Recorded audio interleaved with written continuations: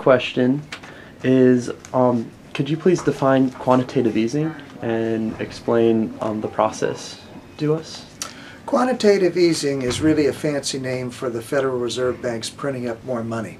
And the way that they have done this historically is by buying up assets. In fact, before 2008, it was almost always government bonds. So they would buy government bonds and they would pay for them by creating new money and injecting new money into the money supply.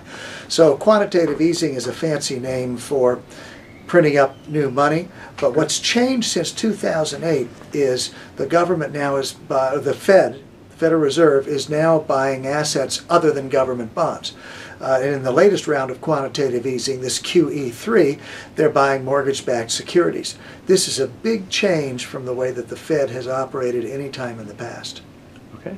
And as of your recent blog post in the Independent Institute, you compare this latest round of quantitative easing with the purchase of these mortgage-backed securities to crony capitalism. In fact, you say that it is a form of crony capitalism. Could you please explain that comparison to cronyism with this latest round of quantitative easing?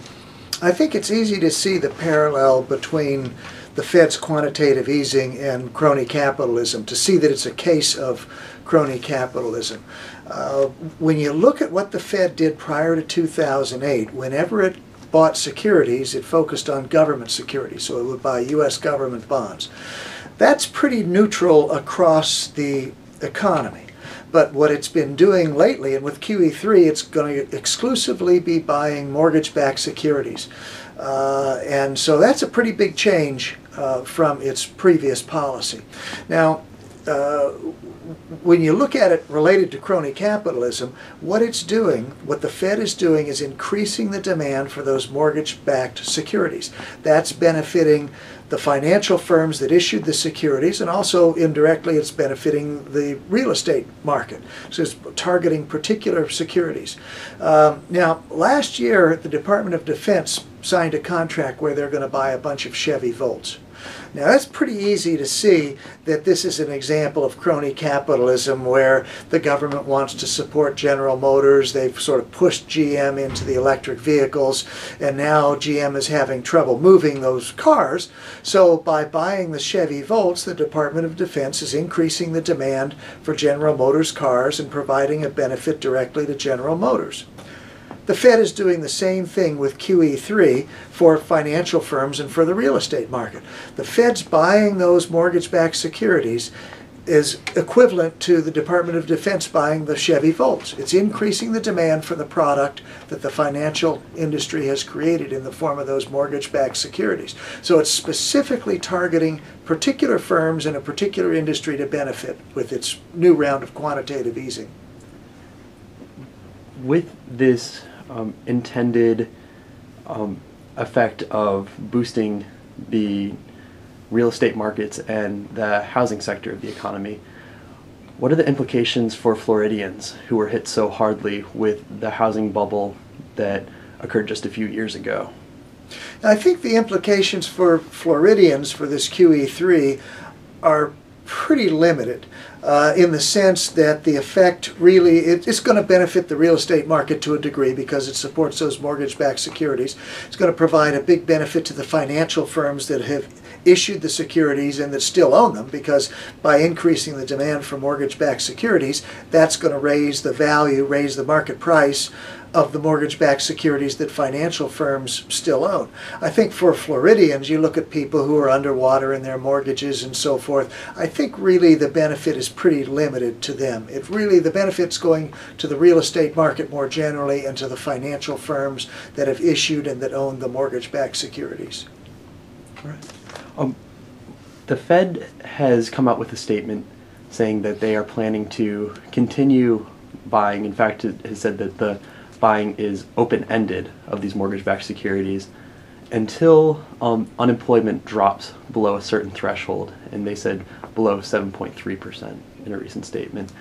Does quantitative easing have the ability to create more jobs or to reduce unemployment? I think there's pretty limited evidence on the effectiveness of quantitative easing. The Fed's new policy they're saying is to support the economy and to try to reduce the unemployment rate. But look, this is the third round of quantitative easing that we've had, and the unemployment rate's still above 8%. So when you look at the success of our past efforts at quantitative easing, it's hard to see that this is going to have very much of an impact. I mean, it almost seems crazy, you know, to say, well, we've tried this twice before and it didn't work, so we're going to try it again. But at the same time, this seems to be an example of what Henry Hazlitt called the seen benefits in his book Economics in One Lesson, the seen benefits of a government policy as opposed to their unseen costs. And indeed, consumer confidence, the report today in Bloomberg said that consumer confidence is the highest it's been in 7 months. Do you think that that is at all a result of quantitative easing and its initial effect to boost consumer confidence in the economy? I doubt that quantitative easing has much of an effect on consumer confidence, and the reason for that is most consumers don't understand it, don't know what it is, may even be unaware that the Fed is undertaking the activity. So I really think the big benefit to this quantitative easing goes to the financial firms that have issued those mortgage-backed securities and the firms that still hold the mortgage-backed securities. And I can't emphasize enough how much this is a major change in the policies of the Federal Reserve. That if you go back before 2008, the Federal Reserve bought government securities in its open market operations. And since then, it's targeted particular firms. It bailed out AIG. Now with this quantitative easing, it's targeted those mortgage-backed securities. So it's gone from a policy that was pretty neutral regarding particular firms and industries to policies that are targeting particular firms and industries for their benefit. So it's a major change in the way that the Federal Reserve has operated. And I think we'll look back and see that the Bernanke era of the Federal Reserve marks a distinct change in the policy of the Federal Reserve that it's had for decades. Do you think that Mr. Bernanke's actions with implementing QE3 and specifically targeting this specific sector of the economy is at all, does this have any political implications, or is this to try to gain the support of this special interest group come November? Well, I think there are a lot of political implications for QE3. I mean, one is obviously the Fed is now being more engaged in trying to manage the economy rather than manage the money supply. The Fed has gotten more politically involved in the sense that it's targeting particular firms and industries to benefit. And I think over the long haul, that has some implications for the independence of the Federal Reserve. That if the Fed is more neutral in its policies, there's less politics involved. Some people are calling for more oversight of the Fed, or maybe even rewriting the Fed's charter. And I think when the Fed is engaging in activist policies like this, it's threatening its own independence.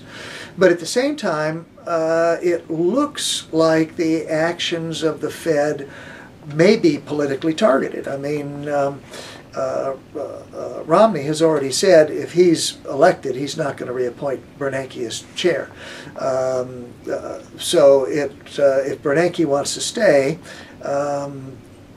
that partly it means that if President Obama gets reelected, he has a chance to stay. But then partly it also means if he targets his policies in such a way that it curries favor with the Obama administration, maybe he'll be able to stay. And his more activist policies seem to be targeted toward those short-run gains and picking up short-run political support. But at the same time, with a major change in policy that, as I said, really I think threatens the Fed's independence in the long term. And with this change in policy, there do you see what are the dangers of this open-endedness to this current round of quantitative easing? What are the implications for the long-term costs of having a virtually unlimited period of such purchases by the Fed? Yeah, the open-ended nature of QE3 creates uncertainty. I mean, if the Fed announced a policy, it said, here's what we're going to do, may or may not be a good policy. It probably comes across, I'm not really a supporter of QE3, but regardless of whether it's a good policy, if the Fed said, here's what we're going to do, here's when the policy starts, here's when it's going to end, then there would be some certainty in markets as to what the Fed is doing. But by making it an open-ended policy, we just don't know. Okay. All right. And let's see. All right, I have two more questions. Another interesting factoid that I saw was that the Fed announced that it's going to be making purchases of $40 billion per month for this uncertain period of time. But the Wall Street Journal also pointed out that this is in addition to the extension of its Operation Twist, the actions that were already in effect. So really, what is the magnitude of this latest round of quantitative easing? When they say $40 billion, the Wall Street Journal gave an estimate closer to $85 billion monthly when you factor in Operation Twist. What do you think that? What do you think this means when we're trying to give an accurate depiction of the magnitude of this latest round of quantitative easing? Yeah, that's a good question, but I don't have a good answer for it because I really haven't looked into it. So I suppose I would take the Wall Street Journal's figures at face value until I looked into it some more, but I just don't know. All right. And just one final question for you. Paul Krugman, great economist or the greatest economist? No, I don't think I want to answer the Krugman question either. No, thank you so much, Dr. Holcombe.